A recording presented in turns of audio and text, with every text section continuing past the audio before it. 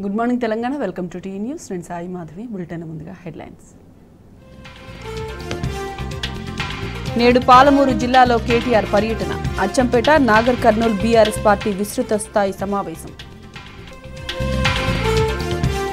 43,870 చెరువుల్లో అడుగంటిన జలాలు. పంట పొలాలు ఎండుతున్నా నీటిని విడుదల చేయని రాష్ట్ర ప్రభుత్వం. తాళం వేసిన గోదాం నుంచి 20,000 ధాన్యం బస్తాలు మాయం. భారీ దోపిడీ వెనుక ఓ మంత్రి అనుచరుల హస్తం. 2 వీలర్, ఫ్రిడ్జ్, వాషింగ్ మిషన్ ఉన్నా ఇందిరమ్మ ఇల్లు రానట్టే. గృహలక్ష్మి పథకానికి కాంగ్రెస్ సర్కారు కొర్రీలు. శివనామస్మరణతో మారుమోగుతున్న వేములవాడ రాజన్న క్షేత్రం. స్వామివారి దర్శనానికి క్యూలైన్లలో బారులు తీరిన భక్తులు.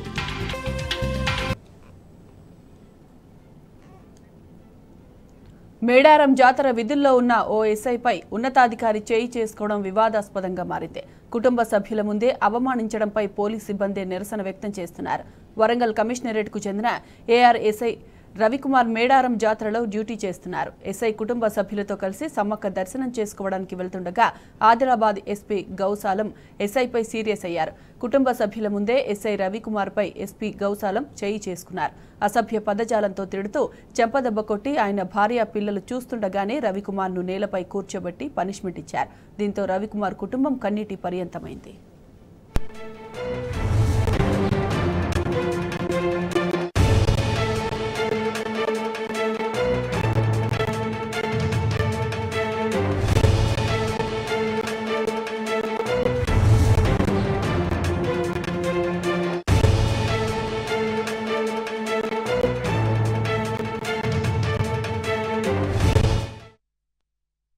మర్డర్ చేస్తే ఒక మనిషిని మనం ఎట్లా లాక్కపోతారో అంత దారుణంగా లాక్కొని పోయి మా సార్ది పాస్ తీసుకొని ఆయన గల్ల పట్టుకొని లాక్కొని పోయి కూర్చోబెట్టుకున్నాడు.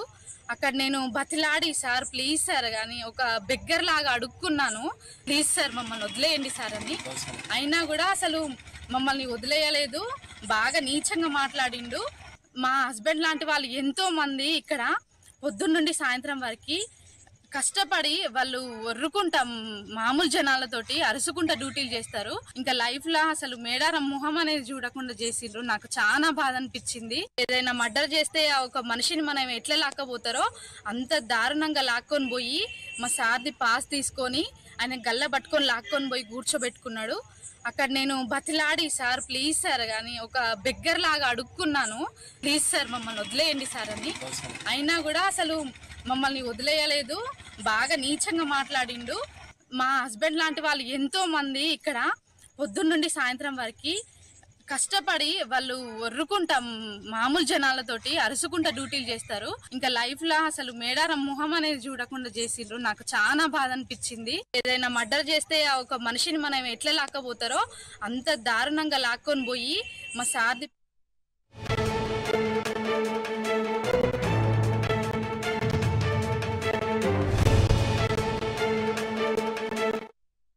ఇక మేడారం ఎస్ఐపై ఎస్పీ చేయి చేసుకోవడం వివాదాస్పదంగా మారింది. దీనిపై మరింత సమాచారం మా ప్రతినిధి భాస్కర్ అందిస్తారు. భాస్కర్, జాతరలో ఎస్ఐని కొట్టినటువంటి ఎస్పీ సంఘటన ఇవాళ సోషల్ మీడియాలో సంచలనం సృష్టిస్తుంది. మేడారం జాతరలో తన కుటుంబ సభ్యుల ముందే ఏఆర్ఎస్ఐ రవికుమార్ ను పొదుతూ కింద కూర్చోబెట్టి బూతులు తిరుగుతూ ఆయన పైన విచక్షణ రహితంగా మాట్లాడినటువంటి ఎస్పీ ఆదిలాబాద్ ఎస్పీ ఆలం గౌసు ఇవాళ ఆయనకు సంబంధించినటువంటి సోషల్ మీడియాలో పూర్తిగా వైరల్ అవుతుంది. తన కుటుంబ సభ్యులు, తన వైఫ్ ఆమెకు అనారోగ్యంగా ఉందని మేడారం జాతరకు ప్రతిసారి వాళ్ళు వస్తున్న సందర్భంలో తన అనారోగ్యంగా ఉండడంతో తనకు ఉన్నటువంటి పాస్ ద్వారా తన వైఫ్ ని లోపలికి గద్దెల దగ్గరికి తీసుకెళ్తున్న సందర్భంలో ఎస్ఐ గౌస్ అలం విచక్షణ కోల్పోయి అక్కడ విధులు నిర్వహిస్తూ అక్కడ ఉన్నటువంటి ఫ్రస్ట్రేషన్ అంతా ఎస్ఐ మీద తీసి ఆయన కొడుతూ తనను తన భార్యను ఇద్దరిని కూర్చోబెట్టి విషయంగా దాడి చేయడం పట్ల మాత్రం తీవ్ర ఆగ్రహం వ్యక్తమవుతుంది. దాదాపు 10 సంవత్సరాల బీఆర్ఎస్ ప్రభుత్వంలో ఒక్కసారి కూడా పోలీసులు ఇట్లాంటి దురుసు ప్రవర్తన చేసినటువంటి దాఖలాలు లేవు. కానీ ఒక సాక్షాత్తు ఒక డిపార్ట్మెంట్ సంబంధించినటువంటి ఒక ఏఆర్ ఎస్ఐ తన భార్యను దర్శనానికి తీసుకెళ్తున్నటువంటి సందర్భంలో ఇట్లాంటి తీరుడు కనబరచడం మాత్రం కింది స్థాయి సిబ్బందిలో ఆత్మస్థైర్యాన్ని దెబ్బతీసే విధంగా ఉంటుందనేటువంటిది ఇటు కానిస్టేబుల్ సంబంధించి కానీ ఎస్ఐకి సంబంధించినటువంటి యూనియన్ నాయకులు చెప్పినటువంటి పరిస్థితి కనిపిస్తోంది. ఎస్ఐ గౌసలం కొత్తగా రిక్రూట్ అయినటువంటి ఈ ఎస్పీలందరికీ కూడా విచక్షణ కోల్పోయి కొంత వారు విధులు నిర్వహిస్తున్న సందర్భంలో ఇండియన్ పోలీస్ సర్వీస్ నుంచి వచ్చామనేటువంటిది, ఆ క్యాడర్ నుంచి మేము వచ్చామనేటువంటిది మర్చిపోయి విచక్షణ రహితంగా దాడులు చేయడం, కింది స్థాయి సిబ్బందిని ఆర్డర్లీ వ్యవస్థగా చూడటం, ఆ కానిస్టేబుల్లను కానీ ఎస్ఐలను కానీ ఎస్పెషల్లీ ఏఆర్ కు సంబంధించినటువంటి సిబ్బందిపై వారు ప్రవర్తిస్తున్నటువంటి తీరు అనేక సార్లు తెర మీదకి వస్తున్నటువంటి పరిస్థితి కనిపిస్తోంది. ఇవాళ తెలంగాణలో సమ్మక్క సారక్క జాతర అనేది తెలంగాణ ప్రజలకు ఆరాధ్య దైవం లాగా తీసుకున్నటువంటి ఒక సంస్కృతి సాంప్రదాయాలకు నిలువుటద్దం. అక్కడికి ప్రతి 2 సంవత్సరాలు జరిగేటువంటి ఆదివాసీ మహాజాతర ఆసియా ఖండంలోనే అతిపెద్ద మహాజాతరకు రెగ్యులర్ గా అందరూ వెళ్తుంటారు. వారు కోరుకున్నటువంటి కోరికలు తీసుకుని వారు కోరుకున్న కోరికలు తీరిన తర్వాత మొక్కులు చెల్లించడానికి కూడా వెళ్తుంటారు. తన ఆరోగ్యం బాగోలేకపోవడంతో ఆమె వచ్చానని గతంలో ఆమె ఆ అమ్మవారికి కోరుకున్నటువంటి సందర్భంలో తన ఆరోగ్యం కుదుటపడటంతో తన భర్త విధులు నిర్వహిస్తున్నటువంటి క్రమంలో రష్ ఎక్కువగా ఉంది. తాను ఇప్పుడిప్పుడే అనారోగ్యం నుంచి కోలుకున్నటువంటి సందర్భంలో తన భర్తకున్నటువంటి పాస్ ద్వారా తాను తీసుకెళ్తున్న సందర్భంలో వెళ్తున్నటువంటి ఆ తీరును చూసి ఎస్పీ, ఒక జిల్లాకు సంబంధించినటువంటి ఎస్పీ, కింది స్థాయి సిబ్బందికి ఒక దిశానిర్దేశంగా ఉండాల్సినటువంటి ఎస్పీ ఇట్లాంటి వ్యవహారం కొనసాగించడం మాత్రం పూర్తి స్థాయిలో ఇది అప్రజాస్వామికం. ఏదైతే డిసిప్లిన్ కు నిలువుడొద్దం ఏదైతే చెప్పుకునేటువంటి పోలీస్ శాఖ ఇవాళ దీనిపైన ఖచ్చితంగా సమాధానం చెప్పాల్సినటువంటి అవసరం ఉందనేటువంటిది మాత్రం చాలా స్పష్టంగా కనిపిస్తోంది. గతంలో అనేక సార్లు ఇట్లాంటి ఇన్సిడెంట్లు జరిగినప్పుడు డీజీపీ స్థాయి వ్యక్తి దీనిపైన వివరణ ఇచ్చి దీన్ని షార్ట్అవుట్ చేసినటువంటి, కానీ ఇప్పుడు ఉన్నటువంటి పరిస్థితుల్లో ఎవరు దీనిపైన మాట్లాడేటువంటి వ్యవహారం కొనసాగించడం లేదు. ఎస్పెషల్లీ ఆదిలాబాద్ ఎస్పీ ఒక పర్సనల్ గడ్జితోనే ఇది చేసినట్టుగా కనిపిస్తా ఉంది. పోలీసులు ఖచ్చితంగా విధులు నిర్వహిస్తున్న సందర్భంలో అక్కడ అనేక రకాల ఇబ్బందులు ఎదుర్కొంటారు. ఎస్పెషల్లీ కానిస్టేబుల్ కానీ ఎస్ఐలు కానీ కింది స్థాయి ఏఆర్ సిబ్బంది కానీ వాళ్ళు అనేక రకాలుగా ఇబ్బందులు నీళ్లకని ఫుడ్ కని అన్ని రకాలుగా ఊడ్చుకొని చేస్తారు. కేవలం తన కుటుంబ సభ్యులని తీసుకెళ్లేటువంటి సందర్భంలో ఇట్లాంటి పరుష పదజాలం తన వ్యక్తిగతంగా తన కుటుంబం ముందు ఎస్పీ వ్యవహరించినటువంటి తీరు మాత్రం పూర్తి స్థాయిలో చర్చనీయాంశమవుతుంది. ఈయన ఆదిలాబాద్ ఎస్పీగా వచ్చినప్పటి నుంచి కూడా ఆయన పైన ఇట్లాంటి వ్యవహారమే ఎక్కువగా కనిపిస్తుంది. ప్రతిసారి వివాదాలకు ఐపీఎస్ అధికారులు కేంద్ర బిందువుగా తయారవుతున్నారు. రాష్ట్ర ప్రభుత్వంలో అడ్మినిస్ట్రేషన్ చూడాల్సినటువంటి అధికారులు కనీసం దీన్ని పట్టించుకోకపోవడం, ఒక ఇంటెలిజెన్స్ వ్యవస్థ నుంచి దీన్ని గుర్తించాల్సినటువంటి అధికారులు దీన్ని పట్టించుకోకపోవడం, పైన స్థాయిలో ఉన్నటువంటి వారికి దీనిపైన రిపోర్ట్ ఇవ్వకపోవడం, ఇది పదే పదే రిపీట్ అవుతుండటంతో మేడారంలో జాతరలో ఎస్ఐని ఒక ఎస్పీ కొట్టడం అనేటువంటిది పూర్తి స్థాయిలో చర్చనీయాంశమైనటువంటి విషయం. దట్టు తెలంగాణలో ఆత్మగౌరవానికి ప్రతీకైనటువంటి గిరిజనుల పండుగకు సంబంధించినటువంటి ఆశయాలను అతిపెద్ద పండుగ అయినటువంటి ఈ పండుగలో తెలంగాణలో ఉన్నటువంటి 4 కోట్ల మందిలో సగానికి పైగా ఇక్కడికి వచ్చి దర్శనం చేసుకునేటువంటి పరిస్థితి ఉంది. వాళ్ళందరికీ ఇవాళ ఇట్లాంటి జరిగినటువంటి పరిస్థితిని చూస్తూ ఉంటే పోలీస్ శాఖ ఎటువంటి వివరణ ఇస్తుందో చూడాల్సిన అవసరం అయితే కనిపిస్తోంది. గతంలో ఎప్పుడు కూడా ఇట్లాంటి ఇన్సిడెంట్లు ఇట్లాంటి ఇన్సిడెంట్స్ జరిగినటువంటి దాఖలాలు లేవు. జరిగినప్పుడు కూడా దాన్ని వెంటనే నివృత్తి చేసినటువంటి పరిస్థితి. కానీ కుటుంబ సభ్యుల ఎదురుగా తన భార్య ఎదురుగా ఒక విధులు నిర్వహిస్తున్నటువంటి ఏఆర్ ఎస్ఐ పైన దాడి చేయడం, ఆయన కొట్టడం, గల్లా పట్టుకుని లాక్కెళ్ళి వచ్చి ఆయన కాళ్ళ దగ్గర కూర్చోబెట్టుకోవడం, పరుష పదజాలంతో తన కుటుంబ సభ్యుల ముందు మాట్లాడడం, ఇది ఎటువంటి సంకేతాన్ని ఇస్తుందో, పోలీస్ శాఖ ఫ్రెండ్లీ పోలీసింగ్ ఏ విధంగా తయారై ఎటువైపు వెళ్తుందో ఇప్పటికే తెలంగాణ సమాజం మొత్తం ఆలోచించేటువంటి పరిస్థితులు ఉన్నారు. కానీ దీని ఎట్టి పరిస్థితుల్లో పోలీస్ శాఖ నుంచి ఇట్లాంటి ఇన్సిడెంట్ జరిగితే కింది స్థాయి అధికారుల్లో మాత్రం ఆత్మస్థైర్యం దెబ్బతినేటువంటి వ్యవహారం కొనసాగుతుంది. అదే విధంగా గతంలో ఇట్లాంటి ఇన్సిడెంట్ జరిగినప్పుడు దీనిపైన పదే పదే ఇట్లాంటి పునరావృతం కాకుండా అనేక రకాల చర్యలు తీస్తారు. కానీ ఈ జాతరలో మేడారం జాతరలో జరిగినటువంటి ఇన్సిడెంట్ కి సంబంధించి నేరుగా ఏఆర్ఎస్ఐకి సంబంధించిన రవికుమార్ ఎస్ఐకి సంబంధించినటువంటి భార్య వచ్చి మీడియాతో చెప్పడం, ఇంత జరుగుతున్నా కూడా కనీసం ఎవరు పట్టించుకోకపోవడం దురదృష్టకరం అని చెప్తున్నారు. ఇప్పటికైనా పోలీసు ఉన్నతాధికారులు మరి దీనిపైన రెస్పాండ్ అవుతారా కాదో తెలియాల్సిన అవసరం కనిపిస్తోంది. కాకపోతే ఎస్పీ ఆలంకు సంబంధించి మాత్రం ఆయన పైన ముందు నుంచి కూడా కింది స్థాయి సిబ్బందితో ఇట్లాంటి వ్యవహారం కొనసాగిస్తాడు. ఆయన ఎస్పీ ఆలం గౌస్ ఖచ్చితంగా అందరితోనే ఇట్లాంటి వ్యవహారంలో ముందుకు వెళ్తారని గతంలో అనేక సార్లు ఆయన పైన వివాదం ఉంది. కింది స్థాయి సిబ్బందితో మాత్రం ఆయన పైన ఎట్లాంటి అంటే కేవలం ఆయన ఉన్నతాధికారాన్ని తప్ప ఆయన పైన ఎట్లాంటి గౌరవం లేదు. ఎందుకంటే ఆయన ప్రతిసారి కింది స్థాయి సిబ్బందిని ఒక చీడ పురుగుల్లాగా, ఒక థర్డ్ గ్రేడ్ పీపుల్స్ లాగా చూస్తాడనేటువంటిది ఆదిలాబాద్ లో ఉన్నటువంటి మెన్నందరినీ కూడా చెప్తున్నటువంటి పరిస్థితి కనిపిస్తుంది. మరి పోలీస్ శాఖ దీనిపైన ఎట్లాంటి చర్యలు తీసుకుంటుంది, ఏ విధంగా ముందుకు వెళ్తుంది, ఉన్నతాధికారులు అసలు దీన్ని పట్టించుకుంటారా లేదా అనేటువంటిది మాత్రం వేచి చూడాల్సిన అవసరం కనిపిస్తోంది. Right Bhaskar, thanks for the updates. పొద్దున్న నుండి సాయంత్రం వరకు కష్టపడి వాళ్ళు ఒర్రుకుంటాం మామూలు జనాలతోటి అరుసుకుంటా డ్యూటీలు చేస్తారు. ఇంకా లైఫ్ లో అసలు మేడారం మొహం అనేది చూడకుండా చేసిండ్రు. నాకు చాలా బాధ అనిపించింది. ఏదైనా మర్డర్ చేస్తే ఒక మనిషిని మనం ఎట్లా లాక్కపోతారో అంత దారుణంగా లాక్కొని పోయి మా సార్ది పాస్ తీసుకొని ఆయన గల్ల పట్టుకొని లాక్కొని పోయి కూర్చోబెట్టుకున్నాడు. అక్కడ నేను బతిలాడి సార్ ప్లీజ్ సార్ కానీ ఒక బెగ్గర్ లాగా అడుక్కున్నాను, ప్లీజ్ సార్ మమ్మల్ని వదిలేయండి సార్ అని. అయినా కూడా మేడారం జాతర విధుల్లో ఉన్న ఓ ఎస్ఐపై ఉన్నతాధికారి చేయి చేసుకోవడం వివాదాస్పదంగా మారింది. కుటుంబ సభ్యుల ముందే అవమానించడంపై పోలీస్ సిబ్బంది నిరసన వ్యక్తం చేస్తున్నారు.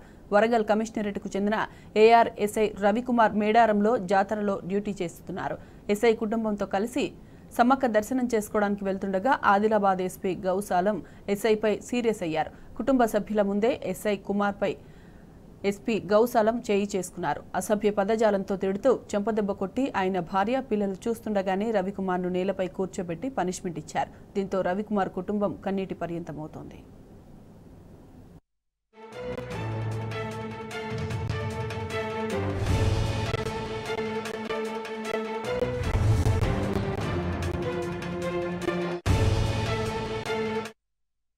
ఇక ఇదే అంశానికి సంబంధించిన పూర్తి డీటెయిల్స్ మా ప్రతినిధి రవికాంత్ అందిస్తారు. రవికాంత్, చెప్పండి. Good morning Sai Madhavi.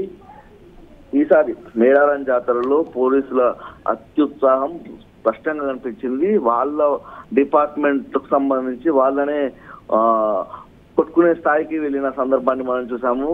ప్రస్తుతం ఉన్నటువంటి ఆదిలాబాద్ ఎస్పీగా ఉన్నటువంటి గౌసాలం ఎక్కడైతే ఇప్పుడు గద్దెల ప్రాంగణానికి సంబంధించి వివిఐపీలు ఎవరైతే ముందు గేట్ నుంచి వస్తారో ఆ గేట్ దగ్గర విధులు నిర్వహిస్తున్నటువంటి గౌసాలం forest beat officer Ravi Kumar పై చేయి చేసుకున్న సందర్భాన్ని మనం చూసాము. అతన్ని చెంపపై కొట్టాడనే ఒక అంశం మాత్రం తెర మీదకి వచ్చిన సందర్భం మనకు కనిపించింది. మొన్న అంటే ఈ సంఘటన శనివారం రోజు సంబంధించిన సంఘటనగా మనం చెప్పుకోవాల్సి ఉంటుంది. ఆ రోజు వాళ్ళ ఫ్యామిలీకి సంబంధించి ఫారెస్ట్ బీట్ ఆఫీసర్ సంబంధించిన ఫ్యామిలీ వాళ్ళ సతీమణి మాటల ద్వారా కూడా మనకు అర్థమవుతుంది ఏంటంటే తన ఒక్కదాన్ని తీసుకెళ్లే క్రమంలో ఒక్కరిని తీసుకెళ్లే క్రమంలో ఆమెకు ఆరోగ్యం బాగోలేదు, కొంత ఉపేక్షించాలని లోపలికి తీసుకెళ్లిన క్రమంలో ఆపి మరి తనపై దాడి చేశారని చెప్పడం జరుగుతా ఉంది. మనకున్న సమాచారం ప్రకారం అతన్ని మోకాళ్లపై నీల్ డౌన్ చేసిన సందర్భం కూడా అక్కడ కనిపించిందనే అంశం కూడా కనిపిస్తా ఉంది. గౌసాలం గతంలో ఇక్కడ ములుగు ఎస్పీగా కూడా పనిచేశారు. ఈ జాతరకు సంబంధించి మన ఇటీవల ట్రాన్స్ఫర్ లో అతను ఆదిలాబాద్ వెళ్ళాడు కానీ అంతకుముందు ములుగుకు సంబంధించిన జిల్లా కలెక్టర్ గా పనిచేసిన సందర్భం, జిల్లా ఎస్పీగా పనిచేసిన సందర్భం మనం చూసుకోవాల్సి ఉంటుంది. 2017 బ్యాచ్ కు సంబంధించిన గౌసాలం ములుగు జిల్లాలో ఓఎస్డీగా కూడా పనిచేస్తున్న సందర్భాన్ని మనం గుర్తు చేసుకోవాల్సి ఉంటుంది. మేడారం జాతర అంటే అవగాహన ఉన్న వ్యక్తిగా ఉన్నటువంటి గౌసాలం ఇలాంటి చర్య తీసుకోవడము, ఇలాంటి ప్రవర్తన పట్ల ఈ డిపార్ట్మెంట్ అంతా కూడా అసహనం వ్యక్తం చేస్తున్న సందర్భం మనకు కనిపిస్తా ఉంది. ఈసారి జాతరలో పూర్తి స్థాయికి సంబంధించి వీళ్ళంతా కూడా ఆయన పైన ఇట్లాంటి ఇబ్బందికరమైన వాతావరణం కల్పించడం పైన కూడా సీరియస్ అవుతున్న సందర్భం మనకు కనిపిస్తా ఉంది. ఈ విషయంలోనే వాళ్ళు ఒక ప్రెస్ నోట్ కూడా రిలీజ్ చేయడం జరిగింది. ములుగు జిల్లా సంబంధించినటువంటి పోలీస్ యంత్రాంగం తరఫున ఒక ప్రెస్ నోట్ కూడా రిలీజ్ చేయడం జరిగింది. ఏదైతే ఎస్ఐ ఉన్నాడో ఆ ఎస్ఐని కొట్టడం జరగలేదు అనే అంశాన్ని కూడా వాళ్ళు మళ్ళీ తెరపీదికి తెచ్చి కొట్టలేదనే అంశాన్ని కూడా చెప్తా ఉన్నారు. కాకుంటే వాళ్ళ వైఫ్ ఫారెస్ట్ బీట్ ఆఫీసర్ ఎవరైతే ఉన్నారో వాళ్ళ వైఫ్ మాటల ఆధారంగా అతన్ని కొట్టాడు, వాళ్ళ కుటుంబం ముందు వాళ్ళ పరువు తీయడం జరిగిందనేది మాత్రం అర్థమవుతా ఉంది. సమ్మక్క సారలమ్మ జాతరలో ఈసారి పూర్తి స్థాయిలో పోలీసుల వైఫల్యం కనిపించింది. సొంత డిపార్ట్మెంట్ కి సంబంధించిన వాళ్ళపైనే దాడి చేయడం పట్ల మాత్రం అంతటా విమర్శలు మాత్రం వ్యక్తమవుతా ఉన్నాయి. Sai Madhavi. Right Ravikanth, thank you. Please sir మమ్మల్ని వదిలేయండి సార్ అని. అయినా కూడా అసలు మమ్మల్ని వదిలేయలేదు, బాగా నీచంగా మాట్లాడిండు. మా హస్బెండ్ లాంటి వాళ్ళు ఎంతో మంది ఇక్కడ పొద్దున్న నుండి సాయంత్రం వరకు కష్టపడి వాళ్ళు ఒర్రుకుంటాం మామూలు జనాలతోటి అరుసుకుంటా డ్యూటీలు చేస్తారు. ఇంకా లైఫ్ లో అసలు మేడారం మొహం అనేది చూడకుండా చేసిండ్రు. నాకు చాలా బాధ అనిపించింది. ఏదైనా హైదరాబాద్లోని బాలానగర్లో గంజాయి చాక్లెట్లు అమ్ముతున్న వ్యక్తిని ఎస్ఓటీ పోలీసులు కటకటాలోకి నెట్టారు. ఒడిశాకు చెందిన అనంత్ కుమార్ బారిక్ స్థానికంగా చిన్న దుకాణం నిర్వహిస్తూ గంజాయి చాక్లెట్లు అమ్ముతున్నట్లు పోలీసులు తెలిపారు. ఒడిశా నుంచి గంజాయి చాక్లెట్లు తెచ్చి చిన్నపిల్లలు కూలీలకు విక్రయిస్తున్నారన్నారు. దుకాణంపై దాడి చేసి చాక్లెట్లను స్వాధీనం చేసుకున్నామని చెప్పారు.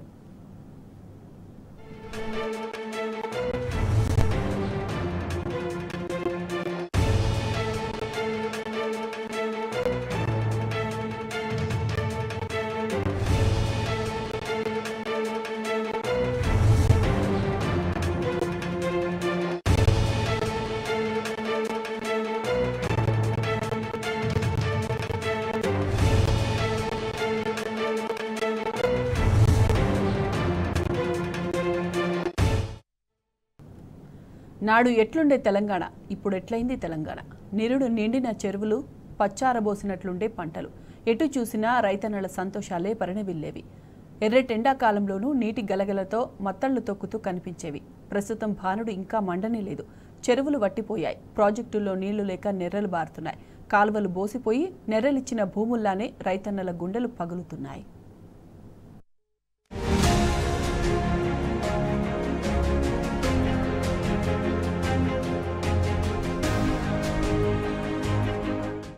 నిరుడు ఇదే సమయానికి నీటితో కలకలలాడిన చెరువులు నేడు నెర్రల్వారి వెలవెలబోతున్నాయి.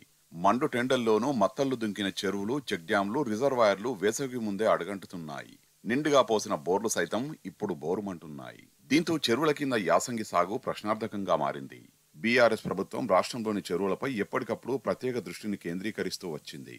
వాటిని నింపడాన్ని తొలి ప్రాధాన్యంగా భావించేది. చెరువులకు శాశ్వత జలకళ తీసుకొచ్చేందుకు అనేక ప్రణాళికలు రూపొందించింది.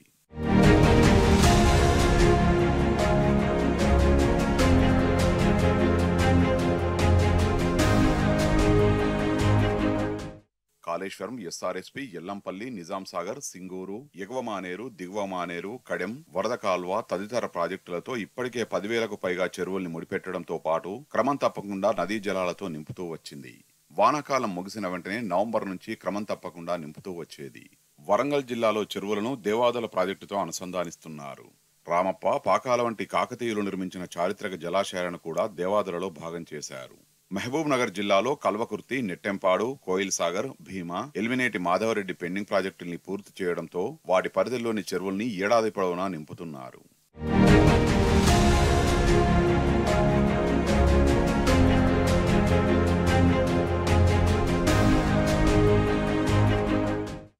ఏడాది పొడవునా చెరువుల్లో జలకళ ఉండేలా చూసి కరువు అన్నదే లేని తెలంగాణను బీఆర్ఎస్ సర్కార్ ఆవిష్కరించింది. కానీ ప్రస్తుతం కాంగ్రెస్ సర్కారు చెరువులపై దృష్టి సారించలేదు. కృష్ణా బేసిన్లో నీటి ఎద్దడి నెలకొన్న నేపథ్యంలో చెరువులు నింపలేని పరిస్థితి నెలకొన్నది. కనీసం గోదావరి బేసిన్లో నిన్న మొన్నటి వరకు చెరువుల్ని నింపే అవకాశం ఉన్నా ప్రభుత్వం నిమ్మకు నీరెత్తినట్టు వ్యవహరించింది. దీంతో రాష్ట్ర వ్యాప్తంగా ఉన్న 43,870 చెరువుల్లో జలాలన్నీ అడగంటినట్లు అధికారులు చెబుతున్నారు. గోదావరి బేసిన్లో 50% పైగా చెరువుల్లో నీటి నిల్వలు సగానికి పైగా పడిపోయాయి. కృష్ణా బేసిన్లో పరిస్థితి మరింత అధ్వాన్నంగా ఉంది. చెరువుల్లో నీటి నిల్వలు పడిపోవడంతో వాటి కిందనున్న బోర్లు సైతం మొరాయిస్తున్నాయి.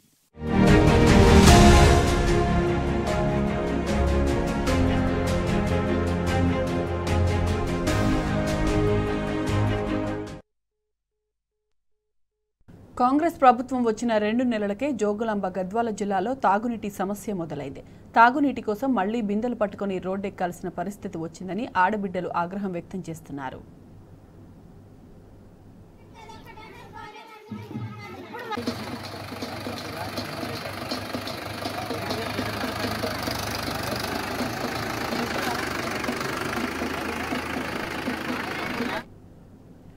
అయుజ్య మండలం రాజాపురం గ్రామంలో ప్రస్తుతం జాతర జరుగుతోంది. గ్రామంలో జాతర సందడి నెలకొన్న వేళ మిషన్ భగీరథ నీటి సరఫరా జరగడం లేదు.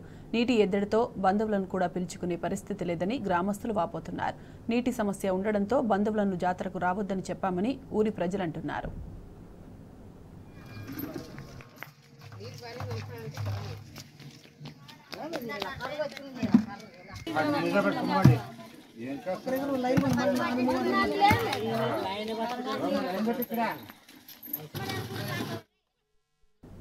గతంలో గ్రామంలో రోజు 1,20,000 లీటర్ల నీరు సరఫరా జరిగేదని, ప్రస్తుతం కేవలం 40,000 లీటర్లు మాత్రమే సరఫరా అవుతుందని గ్రామస్తులంటున్నారు.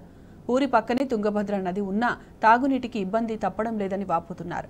గ్రామంలో బోర్డు వేసినా కూడా ఫలితం లేదని అంటున్నారు.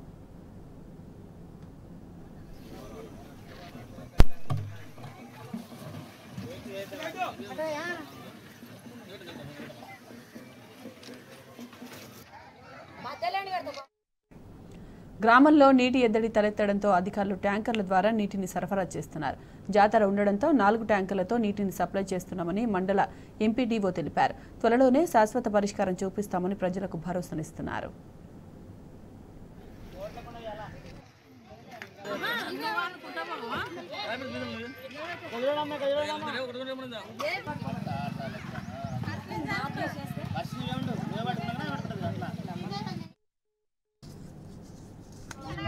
మాది రాజాపురం గ్రామం, ఐజాన్ మండలం, జోగులాంబ గద్వాల జిల్లా.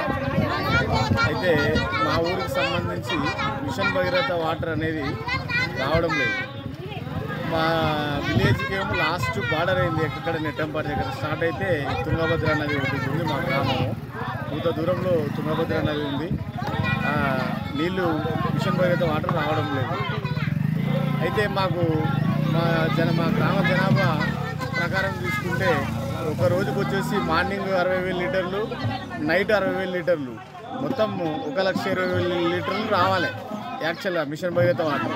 అయితే మా గ్రామానికి పొద్దున 20,000, నైట్ 20,000 కూడా రావడం, 40,000 లీటర్ల లోపే వస్తున్నాయి వాటర్. ట్యాప్ కనెక్షన్ చూస్తావా 500 ట్యాప్ కనెక్షన్లు ఉన్నాయి. ఆ ట్యాంకులు కూడా చిన్నగా అయినాయి. ట్యాంకులతో పాటు అసలు కేసీఆర్ వాటర్ అనేది ట్యాంకులకు రావడం లేదు. ఇడిచిన తర్వాత ఒక 5 నిమిషాల లోపు ట్యాంకులు ఖాళీ అయ్యి వాటర్ అయిపోతున్నాయి. చాలా ఇబ్బందిగా ఉంది. దయచేసి ఈ గవర్నమెంట్ కొంచెం స్పందించి ఈ ఎవరైతే ఇంజనీర్లు ఉన్నారో వాళ్ళ ద్వారా మా యొక్క గ్రామానికి నీళ్ళు వచ్చే విధంగా కృషి చేయాలని కోరుకుంటున్నాం. మంజేరు ఒక ఎక్కడి నుంచో మాకు నీళ్ళు కావాలా. మా నీళ్ళు గురించి చాలా తిప్పులు పడుతున్నాం. చూడు వ్యాపారం వచ్చినా మాకు నీళ్ళు రాలే. మాకు నీళ్ళు ఉండాలి ఫస్ట్. తల్లిపిల్లి ఇంతమంది దండాడతాం, నీళ్ళు లేవు. మాకు వచ్చిన చుట్టాలకి నీళ్ళు లేవు, తాగేకి నీళ్ళు లేవు సార్. మాకు నీళ్ళకి ఇబ్బంది ఉంది, నీళ్ళకి లేవు. మాకు జాతర ఉంది, నీళ్ళు లేవు. చూడు ఫస్ట్ మాకు మమ్మీ ఏం పాపం చేసినాం, మాకు నీళ్ళే రావు. నీళ్ళు అనేది లేదు. మేము తాగనీకి కానీ దొరకు కొనుక్కొచ్చుకుంటు కానీ కడులు ఎత్తుకొని ఊరు తిరుగుతాం మమ్మ. మాకు నీళ్ళే లేవు. పిల్ల తల్లి ఎట్లు బతకాలమ్మమ్మ? నీళ్ళని ఉండాలి కదా మాకు తాగనీకన్నా. జాతర వచ్చేదా, జాతర ఎట్లు చేయాలా? చుట్టాలని జాతరకు రావాక అని చెప్పాను సార్. నీళ్ళు లేదానికి ఎట్లా వాళ్ళకి మామే చేసుకుంటాం, కొనుక్కొచ్చుకొని తాగాల మరి నీళ్ళు మమ్మ. ఈ గ్రామాన్ని సందర్శించడం ఈరోజు జరిగింది. జాతర సందర్భంగా గ్రామంలో వాటర్ సమస్య ఉందని చెప్పి ప్రజలు తెలియడం జరిగింది. ముఖ్యంగా మిషన్ భగీరథ ద్వారా వచ్చే వాటర్ దాదాపుగా మనకు 120 KL రావాల్సింది ఓన్లీ 40 KL మాత్రం రావడం వల్ల గ్రామంలో ప్రజలకు నీటి ఎద్దడి చాలా ఉంది. అయితే దాన్ని అధిగమించడానికి ఆల్రెడీ ఏఈ గారి ద్వారా మనం మాట్లాడడం జరిగింది. నెక్స్ట్ ఈ సమ్మర్ సీజన్లో గవర్నమెంట్ నుంచి వచ్చే ఫండ్స్ ద్వారా గ్రామంలో బోర్ వేయాలన్నా, పైప్ లైన్ చేయించాలన్నా, లేకపోతే వాటర్ ఏ విధంగా సోర్సు మనం తీసుకొని వీళ్ళ యొక్క ఇబ్బందులని తొలగించాలనేది ఒకటి ప్లాన్ ఆఫ్ యాక్షన్ చేసుకొని దానికి అనుగుణంగా మేము ముందుకు వెళ్తామని చెప్పేసి తెలియజేస్తున్నాను.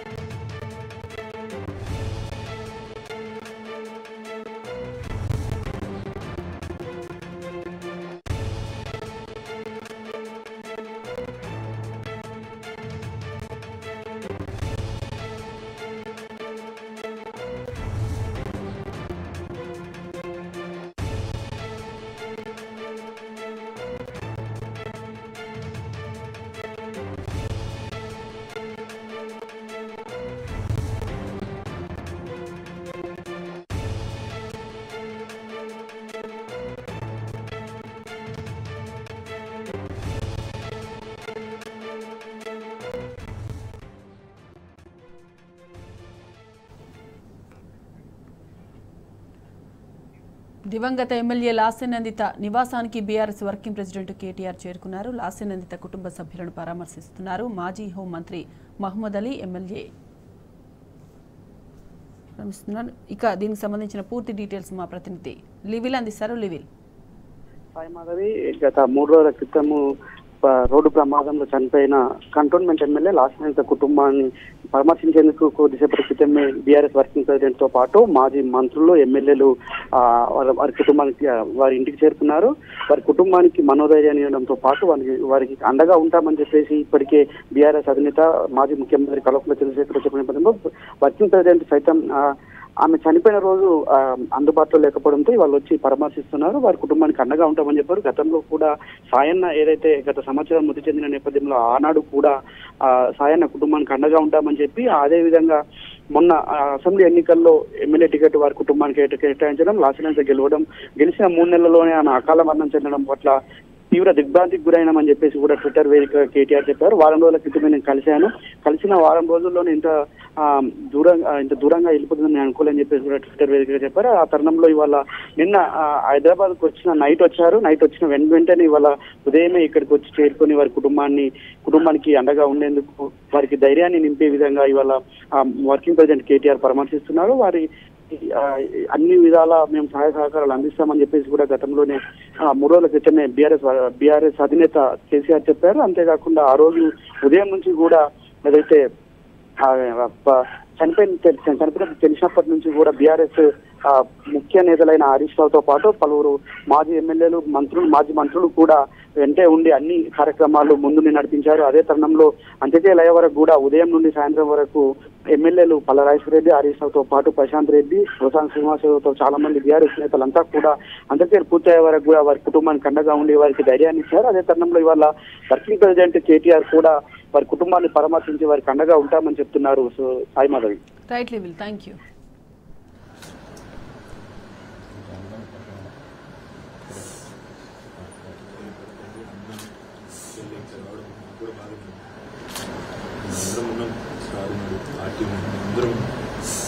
కుటుంబంతోనే ఉంటుంది. అదే పడకండి, అమ్మాయిని తెలియదు.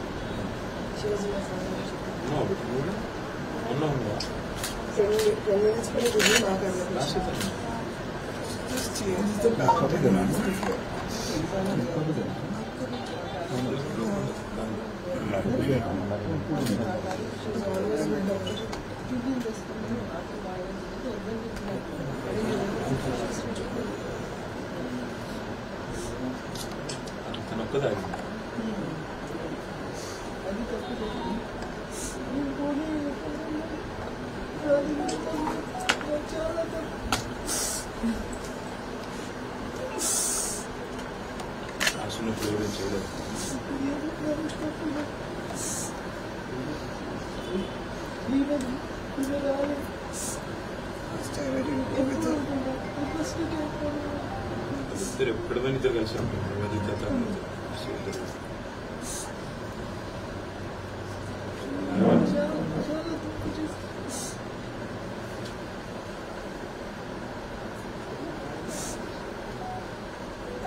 అన్నం చేసింది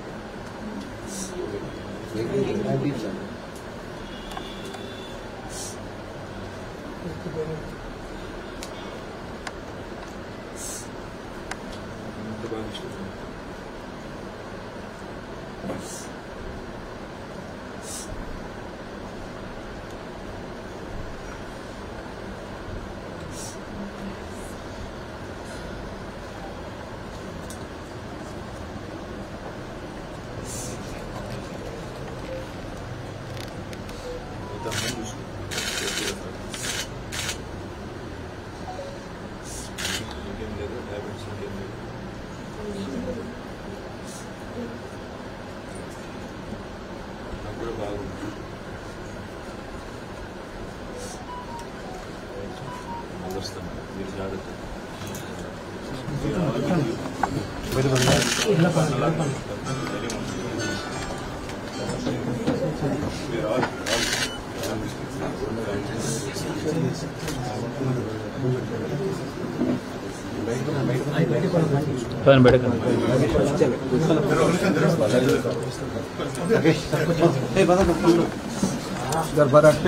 సార్ వెళ్తున్నా అని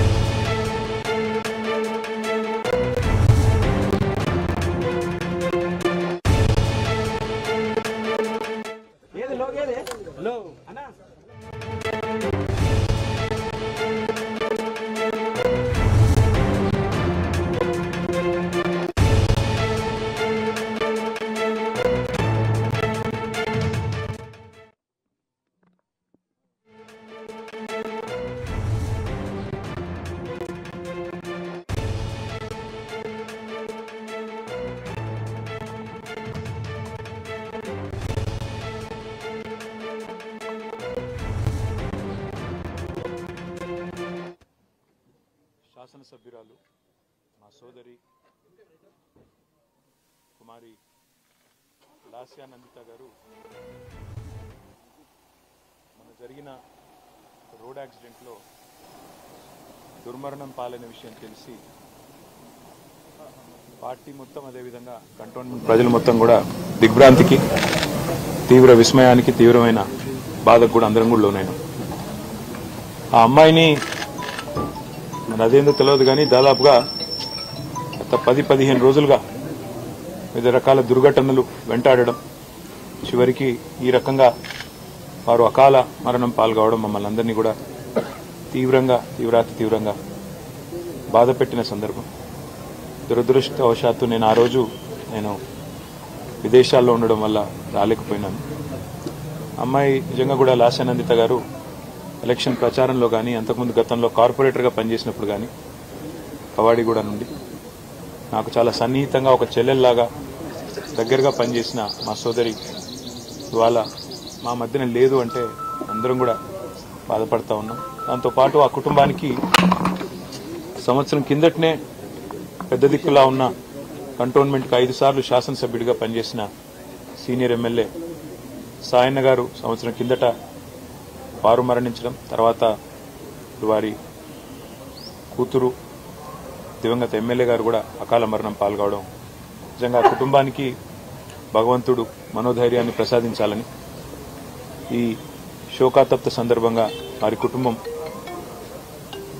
మనోధైర్యంతో నిబ్బరంతో ఉండాలని వారికి అండగా మేమందరం కూడా పార్టీ పరంగా గౌరవ కేసీఆర్ గారితో పాటు పార్టీ పరంగా అందరం కూడా ఉంటాం. వారికి ఏ కష్టం వచ్చినా ఏ దుఃఖం వచ్చినా ఏ రకమైన అవసరం వచ్చినా మేమందరం కూడా అండగా సోదరుల్లాగా నిలబడతామని చెప్పి కూడా వారికి తెలియజేస్తూ కంటోన్మెంట్ ప్రజలు కూడా మంచి మెజారిటీతో అమ్మాయిని గెలిపించారు. వారికి కూడా ఈ మరణం తీరని లోటు. తప్పకుండా వారందరికీ కూడా పార్టీ అండగా ఉంటుందని చెప్పి కూడా తెలియజేస్తాం.